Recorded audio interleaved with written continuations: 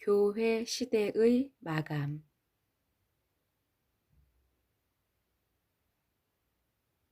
예수님의 예언에 의하면 교회 시대는 마감하는 때가 있다. 다음 짧은 구절에 4개의 예언이 들어있다. 섭리의 세계에서 일련의 사건들은 맞물려 있고 시대를 읽는 것은 무엇보다 중요한 일이다. 1. 유대인들이 칼날에 죽임을 당하며 2. 모든 이방에 사로잡혀 가겠고 3. 예루살렘은 이방인의 때가 차기까지 4. 이방인들에게 밟히리라. 누가복음 21장 24절. 4개의 예언 중에 3개의 예언이 지난 역사에서 성취되었고 한 가지 예언, 이방인의 때가 차기까지 많이 남아있다. 이방인의 때란 바울이 언급한 이방인의 충만한 수가 차기까지 이스라엘이 우둔하게 되는 기간이다. 로마서 11장 25절. 사실 이 예언도 예루살렘이 이방인들에게 밟히는 기간까지라면 이미 성취된 것으로 볼 수 있다. 이방인의 때는 교회 시대를 상징하며 점진적으로 마감을 눈앞에 두고 있다. 예수께서 말씀하신 종말의 때에 대한 예언을 지나간 역사와 우리 시대에 일어난 사건들과 구체적으로 연관시켜 보는 것은 바람직한 접근이다. 그렇게 함으로써 우리의 현재 위치를 좀 더 명확하게 파악할 수 있을 것이다. 비슷한 내용들을 다른 관점에서 여러 번 강조하고 반복하는 이유도 마음이 둔해지지 않게 하기 위함이다. 물컵은 위나 아래에서 보면 크기는 차이가 있지만 같은 원으로 보인다. 옆에서 보면 직사각형이고 비스듬히 보면 평행사변형으로 보인다.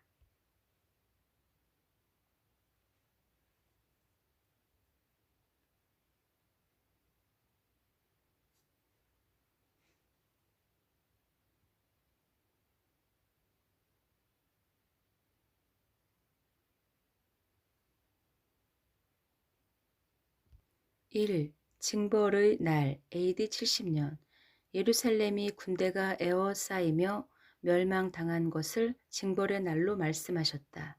누가복음 21장 22절. 예수님을 거절하고 피를 흘리게 한 피값이 그들 세대에 일어났다. 2. 이방인의 때 AD 30년에서 AD 1948년에서 현재. 이방인의 때는 이방인의 충만한 수로 복음이 전파되는 교회 시대를 상징한다. 이방인의 때는 여러 단계를 거쳐 마감되는 과정을 거칠 것이다. 1단계는 이스라엘의 독립까지다. 누가복음 21장 24절. 예루살렘의 멸망이 징조의 시작이라면 예루살렘의 회복은 징조의 끝을 표시한다. 2단계는 교회의 문이 닫히는 팬데믹의 때와 관련성을 예상할 수 있다. 4마리의 말이 이끌던 교회 시대는 세계적인 전염병으로 넷째인의 마감을 표시한다. 계시록 6장 8절, 누가복음 21장 11절. 교회 시대가 마감된다는 말에 반대하는 분들도 있을 것이다. 그러나 성경의 예언은 언젠가는 성취되는 때가 있다. 지금이 그때인가에 대한 의문은 품을 수 있다. 20대 80의 파레토도 법칙과 상관계수에 의하면 80% 정도 되면 유의성이 있다고 판정한다. 다시 말하면 어떤 실험의 결과가 80%에 도달하면 우연히 일어난 것이 아니라 유의한 결론을 내릴 수 있다는 의미다. 정부는 직장이나 마트나 식당은 100% 참석해도 되지만 교회 자석은 20%만 허가했다. 교회의 80%의 신자가 참석할 수 없다면 이는 교회 문이 닫혔다고 판정할 수 있다는 의미와 같다. 교회 문이 닫힌 것은 방주의 문이 닫힌 것과 같은 상황이다. 3단계는 최종적이고 결정적으로 교회 시대가 마감되는 휴거가 정점이 될 것이다. 3. 무화과나무 최종세대 AD 1948년에서 현재. 무화과나무 최종세대는 깨어 기도하며 준비하는 기간이다. 이 기간에 종말의 징조들이 집중되며 신자들을 깨우는 시간이다. 주님의 재림을 준비하는 신부들이 세계 전역에서 일어나는 때로 특별히 SNS를 통해 마지막 나팔이 부러졌고 전 세계 교회를 깨우며 준비시켰다. 코로나와 백신 또한 마지막 경고의 나팔이었고 이 모든 징조의 초점이 우리 시대를 지목하고 있다. 이때가 노아의 때와 같다고 말씀하신 기간이다. 재림을 준비하는 신부들에 대비하여 재림에 무관심하고 준비하지 않은 신자들의 상태를 다음처럼 묘사하고 있다. 너희는 스스로 조심하라. 그렇지 않으면 방탕함과 술취함과 생활의 염려로 마음이 둔하여지고 뜻밖의 그날이 덫과 같이 너희에게 임하리라. 누가복음 21장 34절. 각종 죄에 중독된 상태를 묘사하는 이것은 부자 교회지만 미지근하며 버려둠을 당할 라오디게아 신자들이다. 그러나 데려감을 당할 자들은 방주를 준비하는 소수의 사람들로 빌라델비아 교회로 상징되며 끝까지 인내하는 자들로 묘사한다. 인내의 시간이 힘겨울 것이다. 이때의 다섯째 인에 하늘에서 떼어질 것인데 땅과 하늘에서 간청하는 소리가 들린다. 도대체 언제까지 미루시려는 것입니까? 지연에 대한 신부들의 탄식 기도와 순교자 영혼의 탄원은 다섯째 인이 떼어지는 때를 상징한다.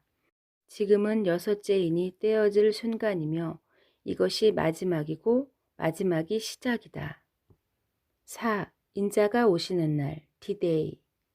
그날은 예고 없이 덫과 같이 갑자기 일어날 것이다. 이때는 해와 달과 별들의 징조가 나타난다. 우주적인 붕괴는 인류 역사상 최초로 일어나는 이례적인 사건으로 그날에 주께서 오시고 준비된 신부들을 소환되기에 인류에게 큰 충격을 줄 것이다.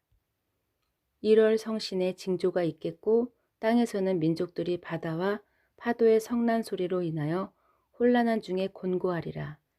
사람들이 세상에 임할 일을 생각하고 무서워함으로 기절하리니 이는 하늘의 권능들이 흔들리겠습니다.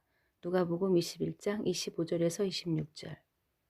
이때가 여섯째 인이 떼어지며 휴거의 디데이가 있는 종점이다. 계시록 6장 12절에서 17절. 그날에 사람들이 인자가 구름을 타고 능력과 큰 영광으로 오는 것으로 볼 것이다. 이날은 온 지구상에 사는 모든 90억 명의 인류에게 들이닥칠 것이다. 신부들이 추구할 목표는 무엇이어야 하는가? 주님께서 종말의 징조를 말씀하신 후 결론을 이렇게 말씀하셨다. 이러므로 너희는 장차 올 이 모든 일을 능히 피하고 인자 앞에 서도록 항상 기도하며 깨어 있으라. 누가복음 21장 36절. 무화과 나무와 각종 징조를 주신 이유는 이제 취해감을 더 이상 머나먼 일로 생각하지 않아야 한다는 경고다. 징조들을 잘 살피라고 지시하셨다. 이제 매우 가까운 일로 여기며 준비하라 당부하신다. 마지막 때를 살아가는 신자의 상태는 항상 기도하며 깨어있는 것이다. 반면 주님의 재림에 무관심한 신자들은 땅에 대한 염려와 안일함과 향락으로 살아가는 모습과 대조된다. 마음이 둔하여지면 육체가 좋아하는 것들에 빠지게 되고 감각적인 즐거움을 탐닉하게 된다. 장차 올 일들은 매우 혹독한 재앙과 심판들이 예고되어 있다. 하늘과 땅이 사라질지라도 주님의 약속은 결코 사라지지 않을 것이다. 예수께서 이렇게 경고하실 정도라면 얼마나 깨어 철저하게 준비해야 할지 깨달아야 한다. 너희는 스스로 조심하라. 우리는 특히 조심해야 할 때에 살아가고 있다. 우리는 종말의 시대에 살고 있으며 위험한 무대의 전환점을 앞두고 있다.